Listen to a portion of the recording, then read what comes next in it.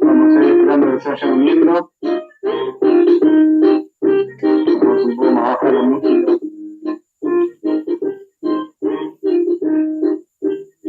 Queremos agradecer desde la Fundación Patagónica de Estudios en Derecho a la gente que se va uniendo de a poco, el acompañamiento que hemos tenido en este primer módulo que cerramos en el día de hoy.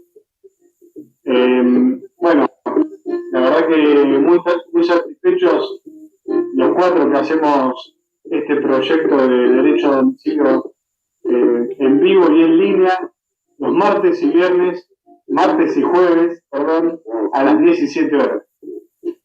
Hoy vamos a presentar al doctor Francisco Berbic, que ahí veo que se acaba de conectar, así que lo vamos a invitar para que se una. Ahí estamos.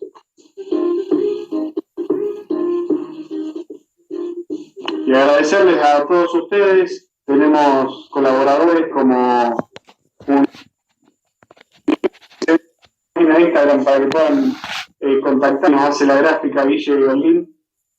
Francisco, ¿cómo estás? Ahí te veo. Hola, Matías. Gracias. Bueno, todo muy bien. Muchas gracias por estar, por compartir con nosotros este espacio. La verdad que se hace muy gratificante tener gente como vos hablando para la gran mayoría de Chubut, pero bueno, hay de otras partes del país también. ¿Cómo estás? Te hemos convocado en este momento para hablar de los procesos colectivos, algo que vos sos especialista. Antes de empezar a hablar, quisiera presentarte. Aquí estamos con el doctor Francisco Berbic, que es abogado litigante, profesor adjunto de la materia de Derecho Procesal 2 en la Facultad de Derecho de la Universidad Nacional de La Plata y secretario académico de la Maestría de Derecho Procesal de la Universidad Nacional de La Plata. Es especialista en procesos colectivos, y autor del blog classactionsargentina.com. Un muy buen lugar para ingresar, todos aquellos que están interesados en las acciones de clase, en los procesos colectivos. Es un blog lleno de lugares a donde ir, es imposible terminar de mirarlo el blog. Está genial porque está completísimo, tiene lugares, tiene otros sitios amigos, tiene información sobre fallos, la realidad de los procesos colectivos en todo el planeta, en Latinoamérica por lo menos, y Argentina sobre todo. He visto ahí que también tenés colaboradores de Chubut, a José Pablo Descalzi, a quien si está mirando en este momento, que creo que acaba de entrar, le mandamos un saludo también, amigo de la casa. Bueno, Francisco, Pancho, me sale decirte Pancho. Bueno, vamos a empezar esta charla, ya tenemos algunos conectados, se irán conectando también a medida que vaya transcurriendo la transmisión. No tenemos mucho tiempo, así que vamos a ir al hueso, vamos a ir a lo concreto, a lo que interesa. No sé qué te parece empezar a hablar sobre algunas cuestiones generales como para ubicarnos en tiempo y lugar. ¿Cuáles son el estado actual, normativo, de qué manera se están llevando a cabo hoy en día los procesos colectivos a lo largo y a lo ancho del país? Si tenés alguna experiencia latinoamericana, nación, ¿cómo se ha desarrollado este concepto del proceso colectivo? Bueno, buenas tardes a todos y a todas. También, Mati, agradecerte por la posibilidad de conversar ustedes sobre este tema que tanto me interesa y de hacerlo desde una coyuntura muy específica como es la de Chubut, que está trabajando muy fuerte en los últimos 2 años, si no tengo mal entendido, para intentar aprobar un código general del proceso que involucra desde una perspectiva que no había visto antes, que me parece que es muy buena, los procesos colectivos como parte de la lógica ordinaria, si se quiere, del proceso judicial. Este tema de los procesos colectivos es un poco fruto de la realidad, ¿no? Es fruto del tipo de conflictos, del tipo de sociedad, primero en el que estamos viviendo, y del tipo de conflictos que se generan en esa sociedad. Pensemos que hace unos 25, 30 años, pónganle, no tenemos que irnos muy atrás. En general, el tipo de conflictos que se presentaban en nuestra sociedad eran conflictos individuales. Nosotros pensamos en nuestro viejo Código Civil, tenemos un montón de cuestiones como la autonomía individual, la autonomía de la voluntad, como algunos principios que hoy hay que repensarlos mucho porque prácticamente no tenemos capacidad de negociación de nada. Siempre me gusta hacer la pregunta de cuándo fue la última vez que ustedes negociaron algo. En general no se negocia prácticamente nada hoy, entonces vivimos sujetos a contratos con cláusulas predispuestas, vivimos sujetos a contrataciones automáticas, como es tomar un producto de la góndola de un supermercado y pagarlo en la caja. Y esto lo que ha generado, con la concentración del poder económico y con la intervención cada vez más grande del Estado dentro de las relaciones de los particulares, lo que ha generado son violaciones masivas de derechos. Esto es un fenómeno, como te digo, que un poco se nos está imponiendo por fuerza de la realidad, y es un fenómeno que empezó a exigir de alguna manera y a poner muy arriba de la mesa y muy claramente ciertas deficiencias del proceso tradicional. Pensemos que si el proceso tradicional es sumamente criticado desde hace muchos años por falta de eficiencia, por su alto costo, por un montón de cuestiones, imagínense cuando nosotros intentamos usar esa misma herramienta para resolver conflictos, en vez de usarla para el tipo de conflictos para los cuales se pensó en su momento, que eran conflictos eminentemente privados e individuales. Cuando queremos usar esa herramienta para resolver conflictos que involucran a cientos de miles o millones de personas, lógicamente que la herramienta nos empieza a hacer agua por todos lados. Esta realidad en Argentina, en términos jurisprudenciales, uno podría encontrar sus primeros orígenes en la conocida decisión Catán, que ahora un poco se puso de vuelta en la agenda de discusión y volvió un poco a la luz, porque hace muy poco volvieron a encontrar pesqueros japoneses en nuestro mar argentino, pero para quienes no lo conocen, estamos hablando de un fallo de principios de los 80, del año 82, si no me equivoco, en el cual se defendió en términos de derechos difusos, una suerte de derecho al medio ambiente. Ese fue como el primer caso, y después hubo algunos casos aislados hasta el año 94. En el año 94 cambió todo porque cambió ni más ni menos que nuestra forma de distribuir el poder a través de la reforma constitucional, que involucró, como todos sabemos también, fue parte de un acuerdo político que se plasmó en el Pacto de Olivos, con un presidente que buscaba la reelección y necesitaba la reforma constitucional para eso, y con una oposición que sabía que podía llegar a perder esa elección si la daba, pero que usó esa oportunidad para poder incorporar a la Constitución un montón de cosas en términos de defensa de derechos que hasta el día de hoy están creciendo y se están desarrollando, pero estamos hablando de la incorporación del defensor del pueblo, estamos hablando de la incorporación de los derechos de incidencia colectiva, de legitimaciones colectivas, ni hablar del 75 inciso 22 y todos los tratados y convenciones internacionales sobre derechos de distinto tipo. Cambió completamente el marco en el cual esos conflictos colectivos ahora se desarrollan. A pesar de eso, uno podría pensar, bueno, en el año 94 el nuevo artículo 43 reconoció la figura del amparo colectivo, reconoció la existencia de ciertas categorías de derechos subjetivos colectivos, que hasta ese entonces la jurisprudencia y la doctrina no es que no los reconocía, porque existían ya, pero el enclave constitucional que tenían, claro, lo metían en el 33, en el viejo 33, que era un poco la válvula de cierre o el default para incorporar derechos no reconocidos expresamente, pero que se derivaban de otros derechos reconocidos en la Constitución. En esa reforma del año 1994, que además tuvo una réplica muy importante también durante toda la década del 90 en reformas constitucionales provinciales también en nuestro sistema, lo que se hizo fue, como te decía, reconocer el amparo colectivo y reconocer derechos subjetivos colectivos y reconocer además con estatus constitucional el poder en algunos casos y el derecho en otros casos de ciertas personas privadas y públicas para poder articular este tipo de planteos ante el Poder Judicial y buscar una defensa de estos derechos fuera de los ámbitos tradicionalmente dedicados a trabajar con cuestiones colectivas. Estos ámbitos me refiero al Poder Ejecutivo y al Poder Legislativo, ¿no? Que son los espacios estatales con legitimación democrática directa y que son, en términos epistemológicos, si se quiere, o epistémicos, son los espacios con mayor, más democráticos.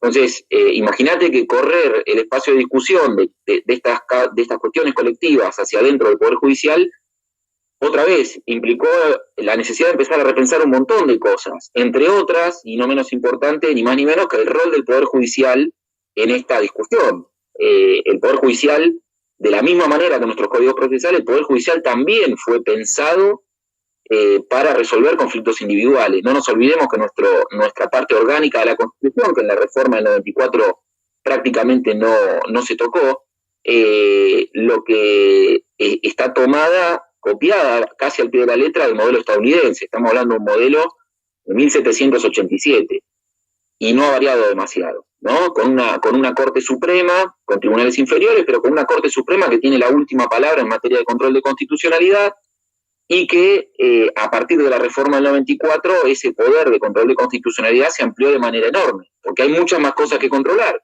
porque hay muchos más derechos reconocidos en la ciudadanía. Entonces el Poder Judicial no puede escapar ahí. Incluso la normativa internacional está mucho más ampliada la gama de derechos. Absolutamente, y ante todo la normativa convencional, la normativa internacional, porque como nosotros también adherimos a la jurisdicción de la Corte Interamericana de Derechos Humanos, hay un control de convencionalidad que no solo nos impone a nosotros como Estado argentino la aplicación obligatoria de la normativa convencional, sino que además nos impone la aplicación de la interpretación que hace la propia Corte sobre esa normativa. Entonces, en este contexto, como te decía, cambió drásticamente el escenario. Al reconocerse constitucionalmente estas capacidades de acción colectiva, se empezaron a promover con más asiduidad procesos colectivos y pasaron muchos años hasta que la Corte finalmente se hizo cargo de esto en serio. La Corte dictó su primera decisión en un amparo colectivo en el año 2000, en el caso Asociación Bengalensis, que va a cumplir 20 años ahora dentro de poquito, a principios de junio, y desde ahí dictó algunas sentencias muy relevantes, como es el caso Berbisky en el año 2005, una sentencia de reforma estructural muy, muy importante y muy, muy conocida. El caso Mendoza, otra sentencia de reforma estructural en el año 2008, que ni más ni menos lo que viene a intentar resolver es un problema de más de 130 años de contaminación acumulada en la zona con mayor densidad poblacional y con mayor densidad industrial de todo el país. Pensemos que la Corte tiene saladeristas de Barracas hace más de 130 años, donde ya estaba jugando cuál era el alcance del poder de policía de la provincia de Buenos Aires para controlar a las curtiembres que tiraban porquerías al río. Bueno, 130 años después, la Corte volvió a dictar una sentencia muy importante que hoy tiene a la ciudad de Buenos Aires, a la provincia de Buenos Aires y al propio Estado Nacional dedicando enormes cantidades de dinero por obligación, con motivo de esta sentencia, a intentar resolver un problema estructural histórico muy, muy importante. Pero fueron sentencias aisladas, hubo sentencias contradictorias, la Corte tomó una actitud absolutamente restrictiva con respecto al defensor del pueblo, en gran medida porque el defensor del pueblo de aquel momento lo que intentó fue defender cuestiones previsionales. Imaginemos casos que involucran a 7, 8 millones de personas y que donde una sentencia podría ser prácticamente de financiar un país, de financiar el propio Fondo de Garantía de Sustentabilidad, que durante además muchos años se utilizó para desarrollar políticas sociales muy importantes, como fueron Conectar Igualdad, como fueron Progresar, Procrear, un montón de cuestiones que se trabajaban se financiaban con ese dinero. Entonces, el tema fue un poco con idas y vueltas hasta que en el año 2009 la Corte logró hacer mayoría lo que venía siendo una disidencia de Lorenzetti, y a la cual se sumó Zaffaroni en otra causa, logró hacer mayoría una doctrina que lo que permite ahora es la posibilidad de discutir en sede judicial no solo de los derechos propiamente colectivos, que son los derechos difusos que nosotros conocemos tradicionalmente, esto es, derechos con un objeto indivisible, por ejemplo, la defensa del medio ambiente, sino también derechos individuales homogéneos, que son una categoría que, como lo explica su propia enunciación, no son derechos, como dicen los brasileños, no son derechos esencialmente colectivos, sino que son derechos accidentalmente colectivos. En realidad lo que hay es una multiplicidad de afectaciones individuales, pero por distintas razones se considera conveniente realizar un enjuiciamiento común de eso, ¿sí? Porque se trata de un grande grupo de personas que, si bien están siendo afectadas individualmente, tienen una situación de homogeneidad entre ellas frente al demandado. Este es el caso Alavi, la sentencia del 24 de febrero del año 2009, que fue muy conocida en los medios de comunicación porque lo que hizo fue confirmar el alcance expansivo, el alcance colectivo de la declaración de inconstitucionalidad de la ley espía. No sé si se acordarán que en aquel entonces, cuando en la época de marcha Bloomberg y demás, el Congreso de la Nación había sancionado esta ley que lo que permitiera que escucharan, obligada, es más, a las empresas de telecomunicaciones a registrar todas nuestras conversaciones, nuestros correos electrónicos, para permitir la observación remota por parte del Ministerio Público sin orden judicial. Una barbaridad en términos de derecho a la privacidad. Entonces Ernesto Alavi, que era un abogado, planteó un amparo solicitando la declaración de inconstitucionalidad de esa norma. La planteó con un doble orden de argumentos. Dijo, bueno, primero me están violando la privacidad como el resto del país. Esto no lo dijo, pero ahí teníamos un agravio común entre todos. Pero además, dijo Alavi, están violando mi secreto profesional, ¿no? Ese era un segundo argumento que solamente cabía y servía para el grupo de abogados dentro del gran grupo de la población argentina. En esa decisión, como te digo, la Corte fue un ajustado 4-3, la Corte logró hacer mayoría lo que venía proponiendo Lorenzetti y Zaffaroni desde algunas disidencias en Mujeres por la Vida, en Defensor del Pueblo de la Ciudad, y durante 4 años y medio después de Alavi hubo un silencio bastante preocupante, con solamente un par de decisiones de la Corte en el medio, hasta que en agosto del 2013 la Corte dicta otro precedente muy relevante, que es PADEC con Swiss Medical, que esa sí había sido una causa colectiva, porque una de las cosas más curiosas que tiene el caso Alavi es que fue un caso planteado en clave individual. ¿No?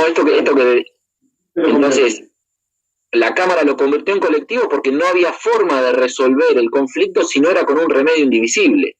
No había forma que no grabaran a Alavi y que sí grabaran a que estaba hablando con Alavi.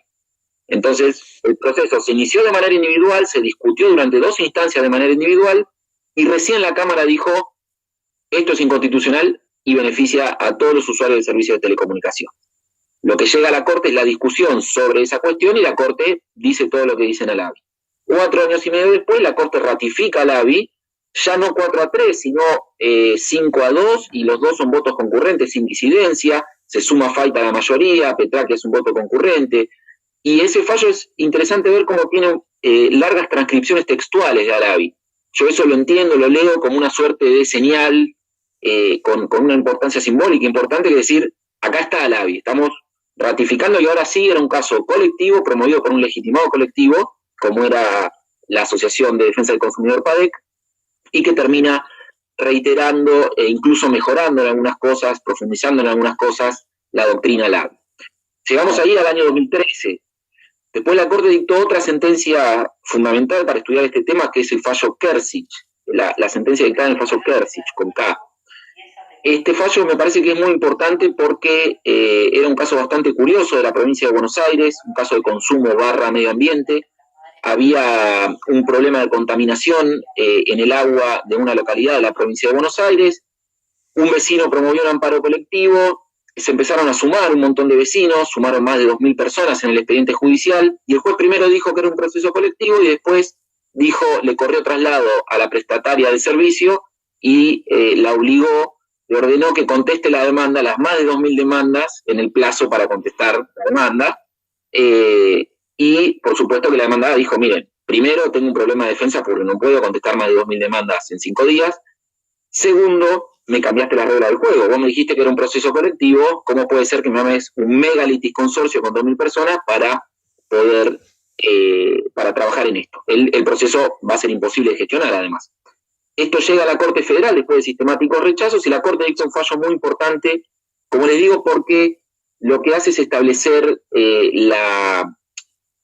Fíjense, era una decisión puramente procesal en un caso de derecho común, porque era de consumo y medio ambiente, que es derecho común, o sea, no había cuestiones federales involucradas, y sin embargo la Corte abrió la queja, entró a resolver el asunto, y lo que dijo fue que correspondía revocar la sentencia del juez de primera instancia porque había incumplido y había violado la garantía de debido proceso en los términos que ella interpreta en Alavi, ¿sí? Que había violado el artículo 43 en el sentido que ella lo interpreta en Alavi. ¿Por qué digo que este es un fallo muy importante para estudiar esto? Porque tengo para mí que en esa decisión la Corte reconoce con mucha claridad la existencia de un debido proceso colectivo como garantía federal. Y en cuanto tal obligatoria para las provincias. De hecho, el proyecto del Código General de Chubut recepta estas cuestiones y mal podría no haberlas receptado, porque como te digo, son un piso para las provincias, pero las recepta muy bien y regula todo lo que es materia de admisibilidad y de apertura del proceso colectivo, muy en línea con la doctrina de la Corte en Alavi. Hay muchas otras sentencias, pero un poco esto para poner el tema en contexto. ¿Qué pasa en el marco normativo? ¿Qué pasa con el marco normativo? Nosotros tenemos a nivel nacional nada más que 2 leyes que regulan algunas cuestiones procesales colectivas. La Ley General del Ambiente, que es del año 2002, y la Ley de Defensa del Consumidor, que es del año 2003. La ley es preconstitucional y ya reconocía legitimación colectiva a las asociaciones de defensa del consumidor, y con la reforma que tuvo en el 2018, a través de la 26361, incorporó una serie de instrumentos procesales colectivos muy interesantes, pero en ambos casos se trata de leyes, primero de derecho de fondo, pensemos eso, ¿no? Impuestas por el Congreso Nacional, la Ley General del Ambiente, Ley de Presupuestos Mínimos, la Ley de Defensa del Consumidor, Ley de Orden Público y aplicable, por tanto, también en todas las provincias, pero son leyes dictadas por el Congreso Nacional, leyes de fondo, y además son leyes que aplican a esas materias del derecho nada más, ¿no? Entonces, el enfoque... Restringen el universo de legitimados. No solo eso, sino que restringen el espectro de aplicación en términos sustantivos. Digamos, la Ley General del Ambiente, cuando dice que el juez puede dictar medidas cautelares de oficio, a mí me sirve solamente en un caso de daño colectivo ambiental. Yo no le puedo pedir eso a un juez en una causa de consumo. La Ley de Defensa del Consumidor, cuando implementó en el 2008 la multa civil, le llaman multa civil, es el daño más conocido como daño punitivo, solamente lo puedo pedir en un caso de consumo, porque si se lo voy a pedir a un juez ambiental me va a decir que no lo puedo aplicar porque no se trata de la materia de él. Entonces, más allá de que ha habido algunos intentos interpretativos de aplicar por analogía estas cuestiones procesales, porque la realidad es que el fenómeno de la conflictividad colectiva es independiente de la materia de fondo en discusión. Digo, los conflictos colectivos tienen características comunes, por más que vos estés discutiendo ambiente, derechos humanos, derechos políticos, derecho de consumo. El problema que hay que resolver es el mismo. Después hay que aplicar distintas leyes de fondo, pero el instrumental procesal que se necesita para eso es el mismo. Sí. Sí. No soy... 90 lucas. Claro, exactamente. Y entonces lo que debería haber disparado la reforma constitucional muy rápidamente es el dictado de una ley procesal transustantiva, una ley procesal colectiva que permita atender cualquier tipo de conflicto colectivo que se presente. A pesar de eso, como te digo, solamente están estas 2 normas que son asistemáticas y sesgadas. Asistemáticas porque no regulan un sistema de discusión, no regulan un proceso colectivo que tenga lógica y consistencia interna, y son sesgadas porque aplican, como te decía, solamente a estos 2 campos de derecho, por lo menos en principio. Durante muchos años no pasó nada. La Corte en Alavi, esto es importante señalarlo, para quienes no conozcan la sentencia, la Corte en Alavi exhortó al Congreso de la Nación, le dijo, usted está en mora, tienen que dictar una ley en la materia, y dijo al mismo tiempo que el 43 es totalmente operativo a pesar de que no haya ley. Sí. Claro, eso te iba a preguntar, justamente, porque la Corte lo que hace es es ir jurisprudencialmente ordenando el panorama de cómo debería diagramarse este proceso, pero no tenemos la ley. Lo estamos viendo como empezó con el amparo, ¿no? Jurisprudencialmente, hasta que tengamos una ley. Tal cual. Y vos sabés que hay una discusión muy interesante, porque algunos académicos, estudiosos del tema, en algún momento proponían, creo que ya no lo hacen más, pero en algún momento proponían no regular esto, ¿no? Desde la misma lógica del amparo, porque ¿qué pasó con el amparo? Una cosa de loco, ¿no? Tenemos todavía una ley de facto en materia de amparo, es una cosa insólita eso. Pero la ley de amparo nació para restringir el amparo, no nació para desarrollar el derecho de amparo, la acción de amparo. Y muchos tenían el mismo miedo con respecto a la materia colectiva. Lo que pasa es que frente a eso José Salgado lo explica muy bien a esto. Lo que él dice es, miren, en el amparo el proceso era chiquitito, era entre dos partes, había urgencia manifiesta y demás, y está bien, en algún punto uno podía defender la idea de que quedara a discreción de los jueces cómo organizar esa pequeña discusión. Pero otra vez, si nosotros pensamos que ahora lo que estamos enfrentando son conflictos enormes, que además tienen implicancias sociales, económicas y políticas también muy grandes, es impensable, es absurdo que no haya una reglamentación de esto. Es absurdo. Entonces, ¿por qué no hay una reglamentación de esto? A pesar de que hace más de 25 años de que están en la Constitución. Es que justamente vos mismo te das la respuesta por las implicancias económicas, sociales y políticas que lleva. Sí, y yo creo también que ahí hay, es un error también esa lectura de parte de quienes las hacen, ¿no? Error, yo comparto lo que decís, lo que digo que es un error es pensar que por el hecho de no estar regulados ese impacto económico, social y político es menor, digo. Es más, les diría que al contrario, hay serios problemas que se derivan justamente de la falta de reglamentación y de un poder judicial que todavía se está acostumbrando a trabajar con estos temas. Yo soy muy crítico de las cosas que hace el Poder Judicial en general en este campo, tengo mucho escrito sobre esto, pero también creo que a los jueces y juezas no les podemos pedir todo, no les podemos pedir cualquier cosa si no les damos herramientas adecuadas para trabajar. Entonces, es fundamental que se regule una ley para poder llevar adelante una discusión y un procesamiento de estos conflictos tan grandes de una manera razonable, de una manera adecuada, de manera transparente, con intervención de quienes tienen que intervenir, con intervención de expertos, con posibilidad de que esto se conozca en la sociedad, porque lo que se están discutiendo son conflictos sociales, cuanto menos por el hecho de ser colectivos. Entonces, hay mucho atrás de esto que creo que falta discusión y que creo que lo único que explica que no haya una ley, más allá de esto que estamos hablando, del impacto económico, político y demás, es porque estas herramientas procesales colectivas son un instrumento de control de poder. Son un instrumento de control de poder público y de control de poder privado. Control de poder que ya se está ejerciendo, insisto, se está ejerciendo de la manera que se puede y es un caos lo que está pasando y estaría muy bueno que esto se pueda organizar porque me permitiría tener discusiones más honestas y discusiones un poco más adecuadas al volumen y al calibre de los conflictos que se están discutiendo.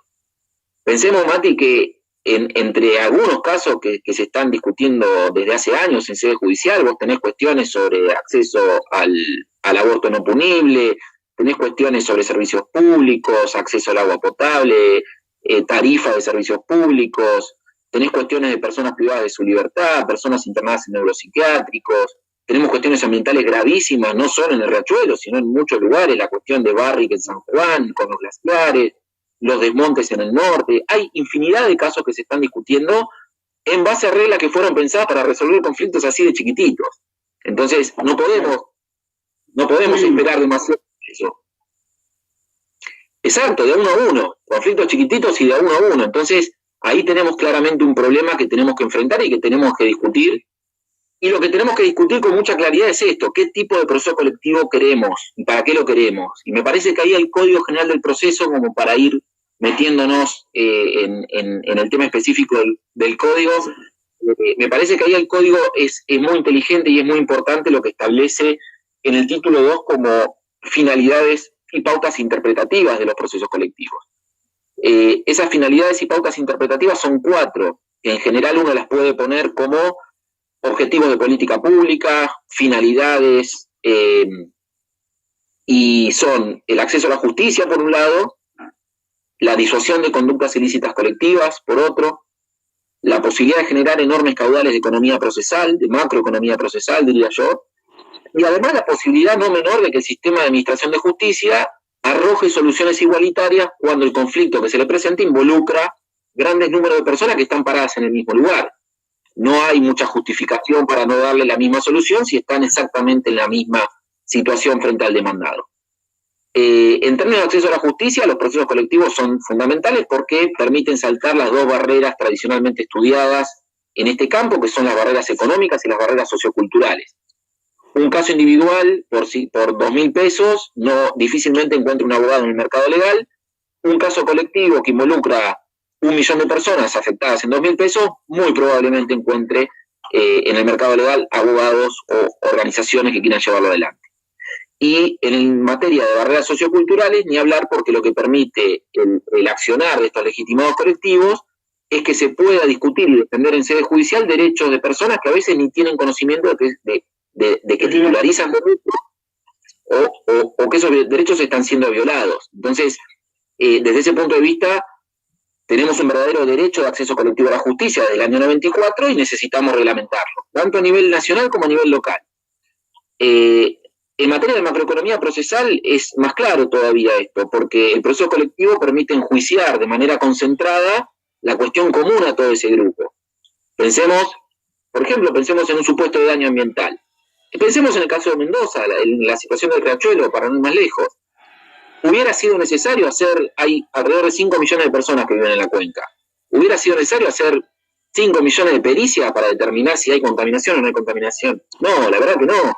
La cantidad de recursos humanos y materiales que eso insume para el sistema de administración de justicia no tiene sentido. Entonces, ¿qué permiten los procesos colectivos? Resolver esa cuestión común, hacer una pericia, la mejor pericia tal vez, con los mejores expertos que se puedan conseguir, y después dejar para una vía incidental o para otra situación, o para, por ejemplo, procesos sumarísimos o alguna otra vía, la liquidación y tratamiento de las cuestiones individuales, porque las personas van a tener daños diferentes, pero la causa del daño es la misma. Entonces, lo que permiten los procesos colectivos es que se ahorren un montón de recursos humanos y materiales y que se puedan disponer mejor para generar un sistema de una prestación de servicio de justicia más eficiente.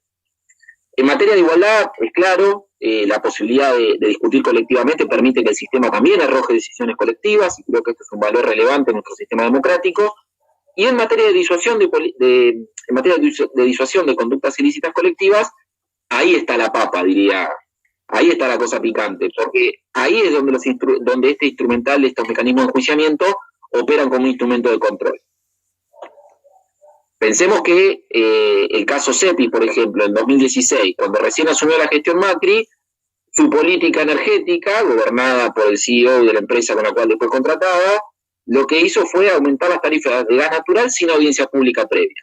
Y eso afectó a más de 10 millones de personas en todo el país. Y la audiencia pública era un requisito legal y obligatorio. ¿Qué pasó? Hubo una organización que planteó el caso, que fue CEPIS, y logró anular esa sentencia, por lo menos para los usuarios residenciales. Puede tener una discusión sobre qué hizo la Corte en eso, que la verdad que es muy difícil de justificar la diferencia entre usuarios residenciales y no residenciales, pero fíjense que lo que hizo esa acción de una organización que hasta ese momento era totalmente desconocida, fue controlar políticas públicas y de hecho modificar la política pública energética, porque de ahí en adelante todos nos acordaremos que tuvimos muchos otros aumentos de servicios públicos, pero siempre se hizo la audiencia antes. Claro. Entonces, si hubiera sido una sola persona... Perdón, Mati, sí. Que si no se lo atacó, cuando hubo aumento de tarifa sin audiencia pública se lo atacó y retrotrayeron. Claro, pero lo que logró al ser una acción colectiva fue que el Estado modificara su conducta hacia adelante, cosa que tal vez no hubiera sucedido si quien iba a reclamar era yo, Francisco Berbic, usuario del servicio de gas, me aumentaste el gas sin tener una audiencia pública y sin permitirme participar. Probablemente me hubieran modificado el gas 10 años para resolver el tema, pero no hubieran modificado la conducta, ¿se entiende? Después vemos cómo se hace la audiencia pública, pero ese para otra charla. Ahí hay para largo. Y eso hay que cruzarlo con lo que dijo la propia Corte en CEPI, porque una de las cosas más importantes que dijo la Corte en CEPI fue que no solo hay que hacer las audiencias públicas, que las audiencias públicas tienen 3 instancias. Una es la realización, pero esa es la del medio.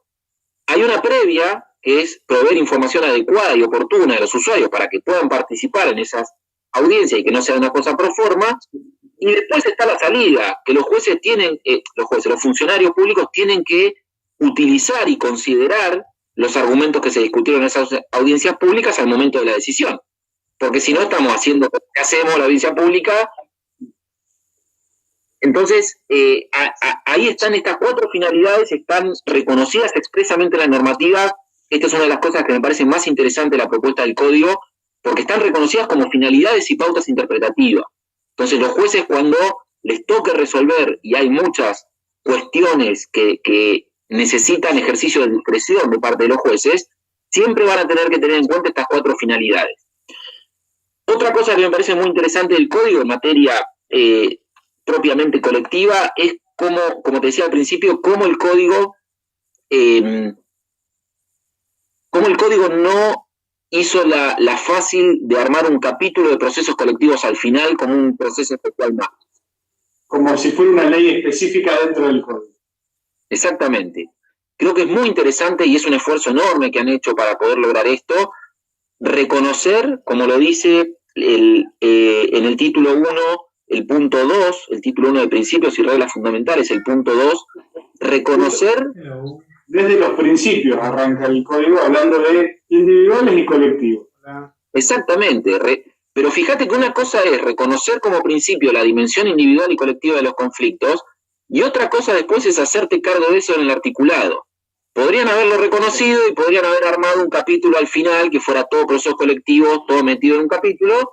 Sin embargo, se tomaron el esfuerzo de intercalar la normativa colectiva, por eso ellos se hicieron cargo en serio de esto, de que junto a la dimensión individual hay toda otra dimensión paralela de conflictos que es colectiva y que necesita una regulación sistémica.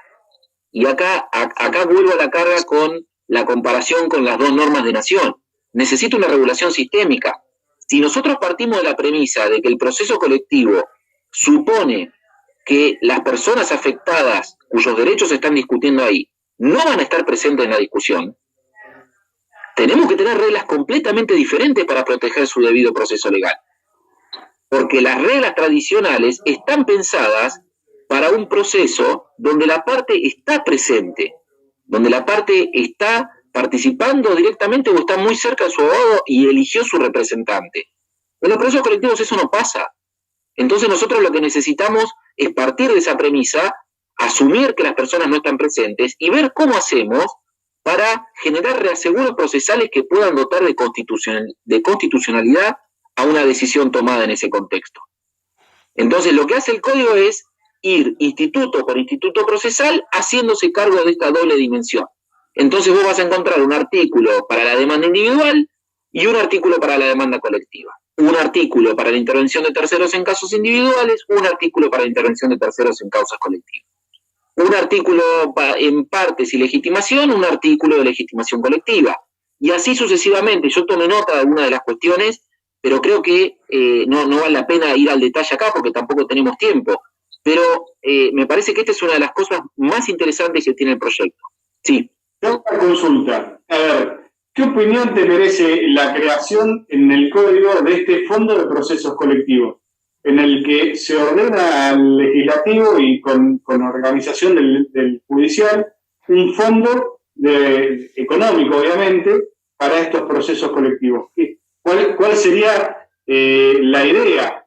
¿En qué beneficiaría este tipo de fondos a un proceso colectivo o a un universo de personas con derechos vulnerados que no puede acceder siquiera al proceso colectivo? Bien, mirá, la idea de un fondo de procesos colectivos es una idea que no es nueva, es una idea que incluso tiene recepción normativa en la propia Ley General del Ambiente. A pesar de eso, hace 18 años que está en la ley y nunca se reglamentó y nunca se hizo operativo, ¿no? El fondo es importante porque hay muchos casos donde el resultado de la sentencia no puede ser distribuido, por ejemplo, entre los miembros del grupo, porque individualmente el monto que les corresponde es tan chiquito que los costos de distribución serían más altos que lo que les correspondería recibir. Hay supuestos donde tal vez no pasa esto, pero lo que sucede es que la gente no va a buscar lo que le corresponde, cuando no se puede devolver de la misma manera y la sentencia reconoce una indemnización individual homogénea, a veces no hay incentivo suficiente para ir a buscar ese dinero, entonces ese dinero, si queda ahí suelto, va a volver a los bolsillos del demandado, y si vuelve a los bolsillos del demandado, la acción colectiva, el proceso colectivo, no va a poder cumplir con esa finalidad disuasoria de la que estábamos hablando. Entonces, el fondo ahí opera como una suerte de mecanismo de cierre, de válvula del sistema, para que ese tipo de sumas de dinero, además de otros aportes que puede tener el fondo, de hecho está regulado con distintos aportes que puede recibir, ese fondo sirve desde el punto de vista de la ejecución y de la efectividad de la sentencia por ese lado. Pero además, y hay que ver hasta dónde lo quieren llevar y cómo va a ser la reglamentación, mucho de esto se va a jugar en la reglamentación, creo yo, estos fondos sirven para el desarrollo de la tutela colectiva de derechos, porque estos fondos permiten pagar pericias caras para casos donde los legitimados o los miembros del grupo no tengan los recursos suficientes para hacerlo. Este fondo podría permitir y podría ser utilizado para realizar tareas de capacitación para el Poder Judicial y para abogados. Este fondo podría ser utilizado para, no sé, lo que se les ocurra, todo vinculado, por supuesto, con la defensa de derechos colectivos, difusión, concientización social, capacitación. Entonces, me parece que es una herramienta muy importante y, de hecho, en algún momento nosotros desde el Instituto de Derecho Procesal de la Facultad de La Plata, te estoy hablando hace muchos años, allá por el 2006, 2007, propusimos y presentamos a través de unos legisladores salteños en aquel momento un proyecto de reforma de la Ley General del Ambiente donde en esta parte específica relativa al fondo lo que proponíamos era que hasta tanto no se reglamente, porque ya no confiábamos en que se fuera a reglamentar y solo habían pasado 4 o 5 años, que hasta tanto se reglamente fueran los jueces quienes tuvieran facultades discrecionales para armar fondos ad hoc para cada proceso. Darle el destino que quisieran, organizarlo como se les ocurra, pero siempre con la idea en la cabeza de que era una herramienta importante, por ejemplo, en este tipo de casos, donde lo que puede venir es una indemnización que ya no es para repartir entre los miembros del grupo, sino que tiene que ser aplicada para una recomposición ambiental, por ejemplo. Entonces el fondo ahí puede operar como administrador de ese dinero, sacar eso del Poder Judicial, sacarle eso al juez del plato, de la mesa, porque eso también implica mucho trabajo y mucha responsabilidad, y permitir además una conformación de ese fondo que permita la intervención ciudadana y la participación ciudadana, que esa es otra de las cosas interesantes. Como son cuestiones colectivas, está muy bueno pensar y generar instrumentos procesales dentro del proceso o conexos con el proceso que permitan la intervención de la ciudadanía en estas cuestiones. De hecho, otra de las cosas que tiene el proyecto, que me parece súper interesante y que me imagino que estará generando discusiones muy importantes y que no me quiero ni imaginar la rosca y el lobby que le van a meter cuando esto llegue a discutirse concretamente, es el jurado para causas colectivas, ¿no? Esa es otra innovación del código que me parece muy interesante porque durante un tiempo y hasta el día de hoy menos, pero allá por el 2013, 2014, con los proyectos que se presentaron y demás, se habló mucho de la idea de democratización de justicia. Bueno, no hay mejor forma, yo estoy de acuerdo con la democratización de la justicia, tal vez no de la forma que se hizo, la forma técnica que se hizo en aquella vez, pero estoy absolutamente de acuerdo en la necesidad de abrir el Poder Judicial y de generar otro tipo de vinculación con la ciudadanía. Ahora, en esa lógica no hay institución más democrática que el jurado. Y lo que pasa es que el jurado es una institución con la cual no estamos muy familiarizados y nos hace mucho ruido, pero la realidad, y esto Tarufo lo explica muy claramente, no, y además, Mati, vos pensás que los jueces están formados en derecho. Y las decisiones judiciales tienen dos componentes. Tienen un juicio de hecho y un juicio de derecho. Está bien que el juicio de derecho lo haga el juez, pero para el juicio de hecho, esto es para la sana crítica, la lógica y la experiencia, la de un juez no es mejor que la tuya, la mía o de cualquier ciudadano a pie del barrio. Entonces, ahí hay otra cuestión para trabajar, otra cuestión sumamente novedosa que me parece casi revolucionaria. Y hay que ver después esto que implica en términos de costos, qué tipo de jurado se termina implementando. Bueno, cada uno de estos institutos, cada una de estas cuestiones tiene sus propios bemoles, tiene sus propias dificultades y sus propios problemas y sus propias ventajas también. Pero lo que está bueno es que se discuta. Y me parece que en eso el código es un avance y un aporte enorme a la discusión, no solo en Chubut, sino a nivel nacional. Porque, insisto, avanza con algunas cuestiones que están muy bien planteadas y algunas cuestiones que hasta ahora no se habían presentado en ningún proyecto concreto. Tengo una consulta que me llega acá. Es si los jueces empiezan a legislar mediante las sentencias colectivas. Por esto imagino yo que viene de esto que vos decías de, bueno, entonces ahora vamos a empezar a juzgar en procesos colectivos la tarifa de luz, la tarifa de gas, qué hacemos con el río, En fin, esta es una de las críticas que hacen. Si los jueces empezarían a legislar. No, la respuesta corta es no, no van a legislar. Lo que van a hacer es resolver conflictos. Pero la respuesta fácil es no, es una respuesta media peleadora, porque la realidad yo entiendo dónde va la pregunta. Claro.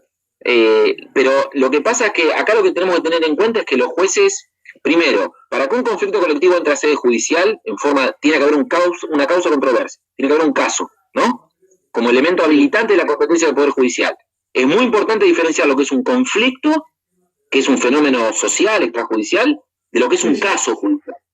Si está configurado el caso, y ojo que la doctrina de caso tiene las mismas raíces que la cuestión política no justiciable y que la falta de legitimación activa.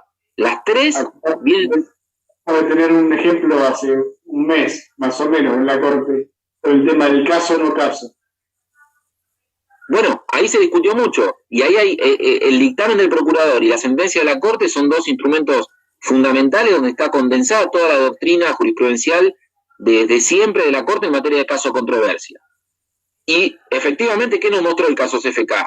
Que la definición de la idea de causa controversia es una definición política. Porque ¿de qué depende la definición del alcance de la causa controversia? Ni más ni menos que el poder del Poder Judicial. Durante muchos años, históricamente, la Corte usó la idea de causa controversia para sacarse estos asuntos picantes de encima.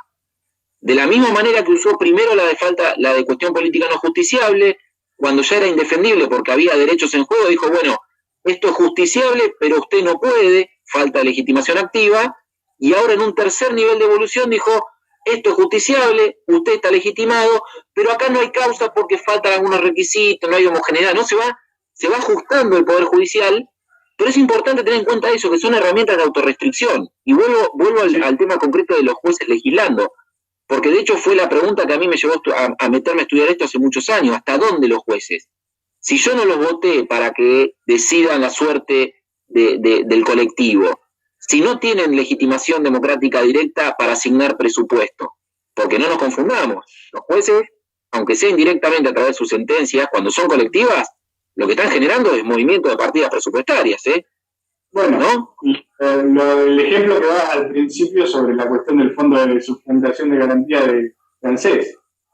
Por ejemplo, es una causa que la Corte Mati tiene para hace 11 años con dictamen del procurador que la tiene para resolver, que es el badaro colectivo.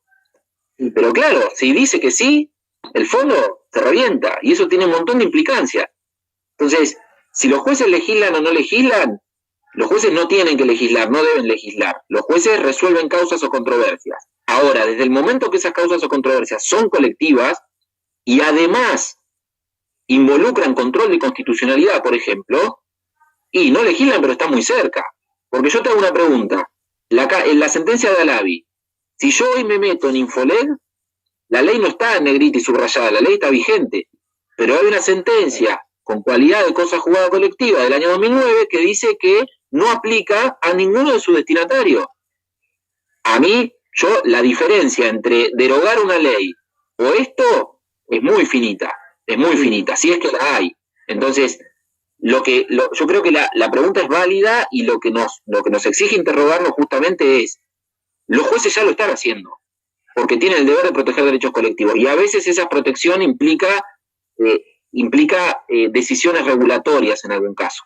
Como decía Damasca, decisiones de mini legislación o de mini administración. Bueno, si esto está pasando y este es el plafón constitucional en el cual se respaldan los jueces para hacer esto, una vez más vuelvo a la carga, la urgencia ¿cuál es? Tenemos que tener otra forma de discutir estas cosas. Porque hoy lo están haciendo en base a procesos escritos, casi secretos, discutidos entre 3 o 4 personas, y que recién sale a la luz con la sentencia puesta, con el resultado del lunes. No hay que ejecutar. Es gravísimo lo que está pasando. En materia hay un fenómeno conectado con todo esto, que es el fenómeno del control judicial de políticas públicas, que se está estudiando muchísimo en Brasil y que acá también ha tenido su desarrollo un poco menor, pero en Brasil hay mucho sobre esto. ¿Qué es esto? ¿Qué es hasta dónde los jueces, hasta dónde ese poder judicial puede intervenir en la actuación de los otros poderes del Estado? Y en este punto, justamente a propósito del caso de la sentencia en CFK, Gargarella estuvo proponiendo algunas opiniones muy interesantes, volviendo a la carga sobre cuestiones en las que viene trabajando hace muchos años, pero tenemos que repensar la división de poderes. Esa es la realidad. Si nos hacemos cargo en serio de esto, tenemos que repensar el sistema de división de poderes. No va más este sistema, porque ya no está eso de los compartimentos estancos, frenos y contrapesos y controles. Y el caso CFK es el mejor ejemplo. Si uno se paraba en la doctrina tradicional, era evidente que la Corte no tenía que rechazar en límite eso y no podía evacuar la consulta. Ahora, si uno se para en la realidad, digamos, difícilmente estemos en desacuerdo de que esté mal que un poder del Estado le consulte a la Corte si lo que va a hacer en un contexto de pandemia como este, con la necesidad que hay de que funcione el Senado, que le consulte a ver si eso es constitucional o no. ¿Por qué no? ¿Se entiende? Entonces, sí. hay un constitucional de Francia, ese es el tema. Bueno, pero guarda con eso, pero guarda con eso, y esto también Garralda lo trabaja muy bien, y Mati Sucunza lo planteó en la primera de las charlas de este ciclo. Guarda con eso, porque nosotros tenemos una melange de sistema. Del sistema francés no tomamos el control de constitucionalidad. Del sistema francés, del iluminismo francés, trajimos los códigos, y del sistema estadounidense trajimos el control de constitucionalidad. Y todavía estamos tratando de ver cómo hacer para que esto... Y en el 94 le metimos todo esto de lo que estamos hablando encima, así que imagínate. El cómo es explosivo y genera efectivamente esa sensación de que los jueces están legislando a veces. Genera esa sensación. Pero en definitiva lo que los jueces hacen es ejercer su poder jurisdiccional en causas o en controversias, que como ahora son colectivas, muchas veces involucran, como decía Damasca, funciones de mini legislación o de mini administración.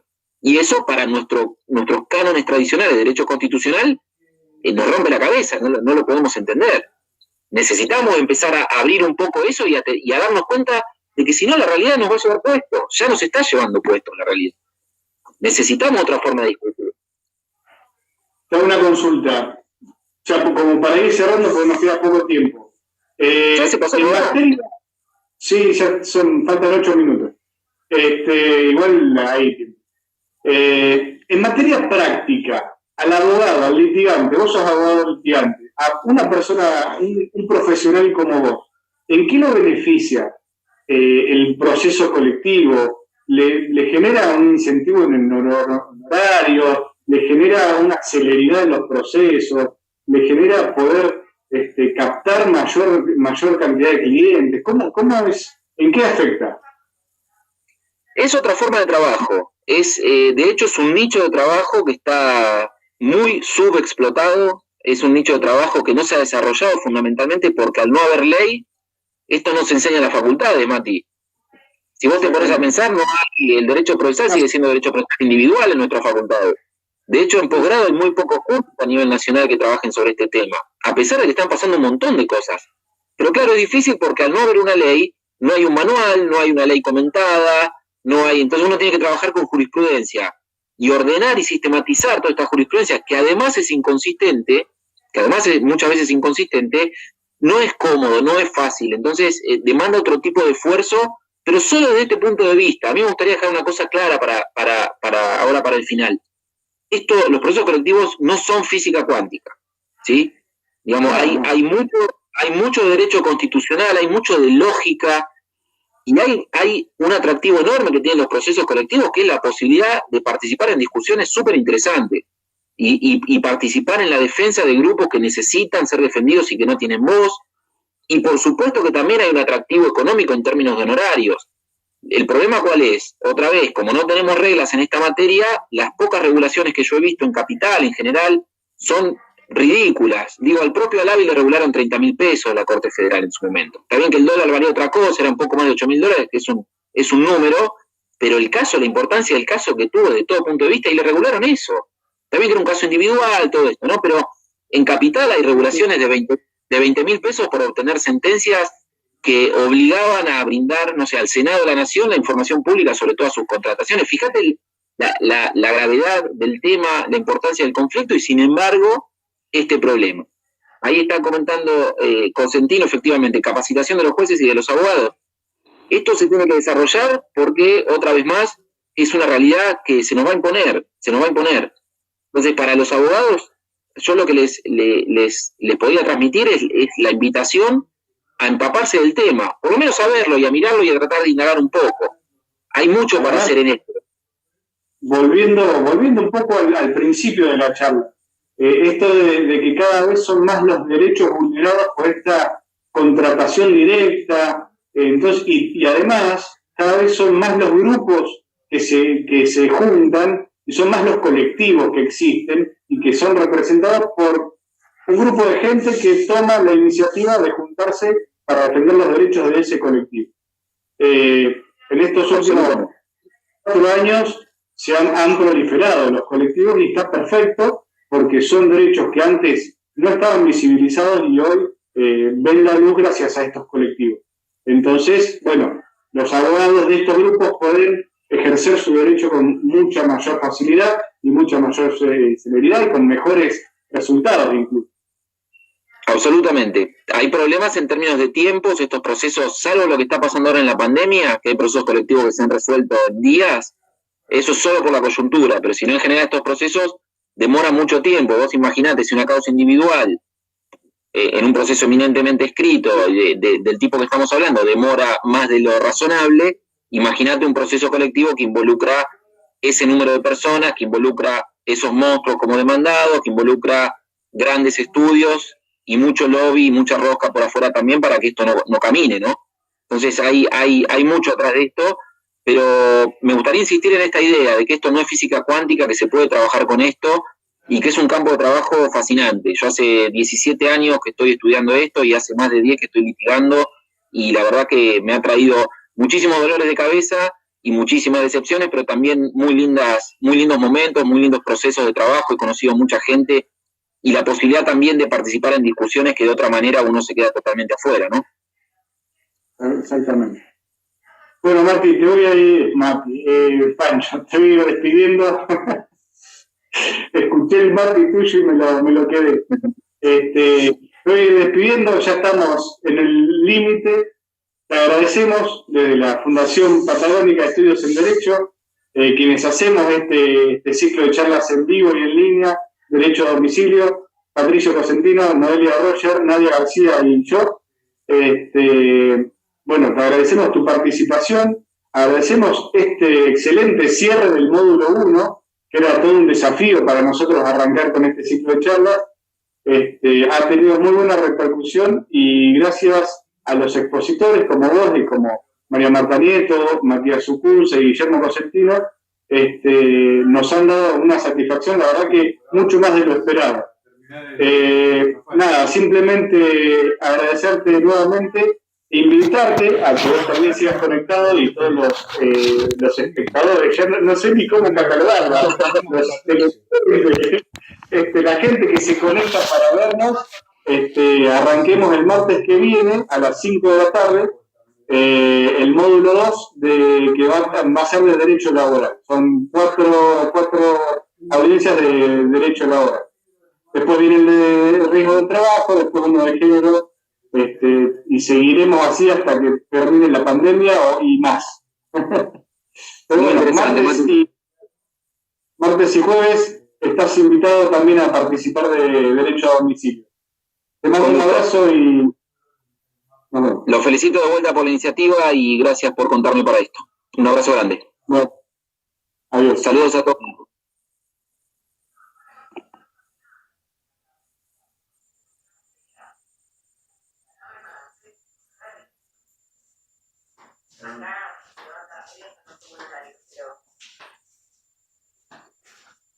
Ahí está, terminó.